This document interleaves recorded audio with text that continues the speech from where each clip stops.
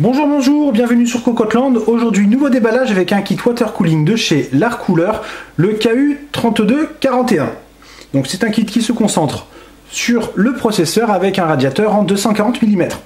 On l'a déjà ouvert pour un peu ce qu'il y avait à l'intérieur, découvrir les caractéristiques techniques et surtout découvrir que le liquide bleu, donc plus performant, coulait un peu à l'intérieur du carton malgré le sachet de protection.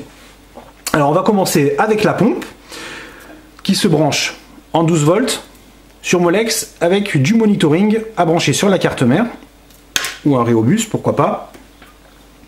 La pompe a une colonne d'eau de 2,1 m et une patate de 450 litres par heure. L'ensemble est directement relié, nous avons une petite plaque dessous, libre à vous ensuite de tout démonter pour ajouter des embouts et séparer l'ensemble. Sur les embouts d'ailleurs nous sommes sur du cannelé. Ici, nos deux ventilateurs de 120 mm qui tournent de 1200 à 1500. On est plutôt sur du basique.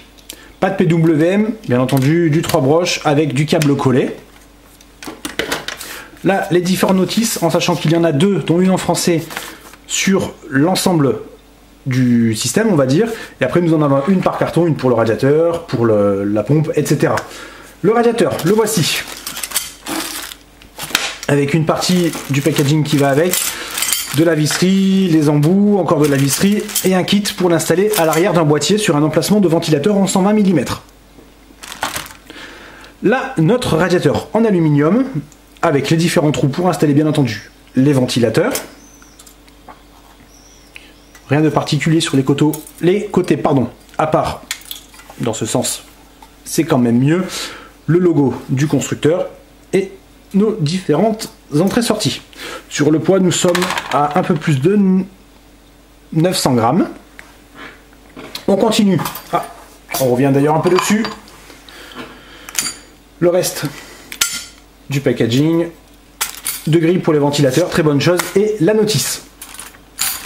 On va continuer avec le bloc processeur, compatible avec les derniers sockets, bien entendu. Tout ce qu'il faut, de la pasta, encore des embouts, encore une notice, backplate et visserie. Il n'y a pas grand chose, ça semble plutôt simple à installer. Là, visiblement, le kit de fixation pour AMD, puisque sur le bloc, nous avons une fixation en croix généralement pour du processeur en Intel. Petite finition miroir, coucou la caméra. Là-dessus, nous sommes à, voilà, on va dire 325 grammes.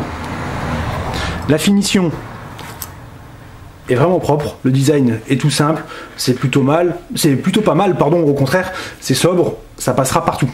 Surtout pour ceux qui ont un plexi et qui ne cherchent pas l'exubérance. Pour le test, on va s'en occuper d'ici la fin de la semaine, peut-être ce week-end, pour vous proposer ça normalement la semaine prochaine.